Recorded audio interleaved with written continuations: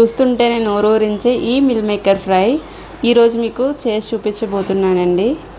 ఇది పప్పుచారులోకైనా సాంబార్లోకైనా సైడ్ డిష్గా చాలా బాగుంటుంది. ఒకసారి ట్రై చేయండి మీరు కూడా. నేనైతే ముందుగా 100 గ్రాముల మిల్ మేకర్లు తీసుకొని వేడి నీళ్ళల్లో ఒక 10 నిమిషాల పాటు నానబెట్టేసుకోవాలండి. ఇలా వేడి నీళ్ళు పోసుకొని ఒక 10 నిమిషాల పాటు పక్కన పెట్టేసుకోండి. నేనైతే మసాలాను ఇంట్లోనే ప్రిపేర్ చేసుకుంటున్నానండి.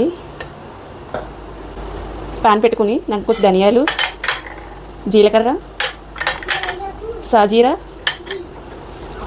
కొంచెం మిరియాలు, అనాస పువ్వు, యాలకులు, లవంగాలు, మరాఠీ మొగ్గ, దాల్చిన చెక్క, ఒక 4 ఎండుమిర్చి వేసుకొని ఇలా ఒక 5 నిమిషాల పాటు ఫ్రై చేసుకొని దీన్ని మిక్సీ పట్టుకోవాలి.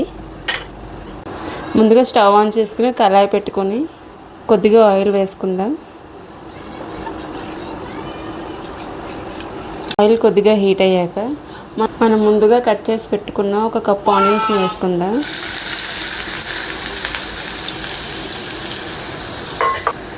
అలాగే దీంట్లో ఒక 3 పచ్చిమిర్చి కూడా వేసుకోవాలి.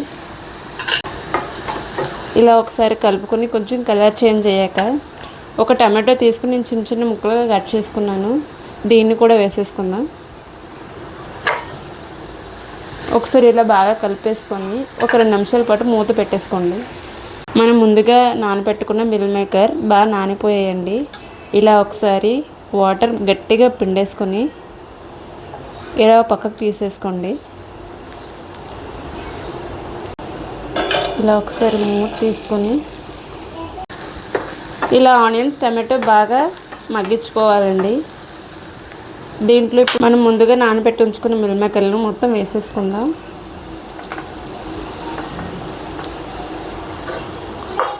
ఇలా వేసేసుకుని ఇలా కలుపుకున్న దాంట్లో కొద్దిగా సాల్ట్,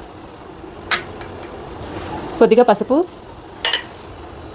కొద్దిగా కారం మరియు కొద్దిగా ధనియాల పొడి వేసుకొని ఒకసారి బాగా ఇలా కలిపేసుకోండి. మొత్తం కలిసేలా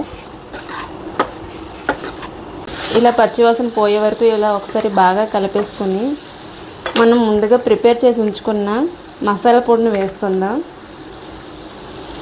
ఒకసారి బాగా కలుపుకోండి.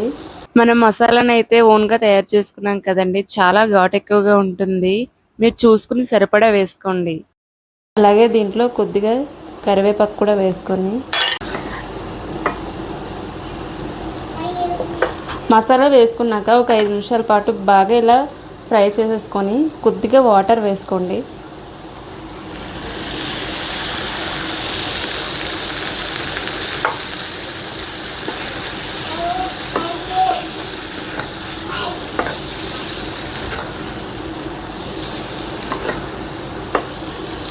ఇలా ఒక 5 నిమిషాల పాటు మూత పెట్టేసుకొని మీడియం ఫ్లేమ్లో ఉడికించుకోండి. ఒకసారి ఇలా మూత తీసుకొని ఇలా బాగా కలిపేసుకోండి. ఈ వాటర్ మొత్తం ఈ గ్రేవీ మొత్తం డ్రై అయిపోవాలండి. చూసారు కదండి, ఇలా మొత్తం డ్రై అయిపోవాలి. చివరగా దీంట్లో కొద్దిగా కొత్తిమీర వేసుకొని ఒక్కసారి ఇలా కలిపేసుకొని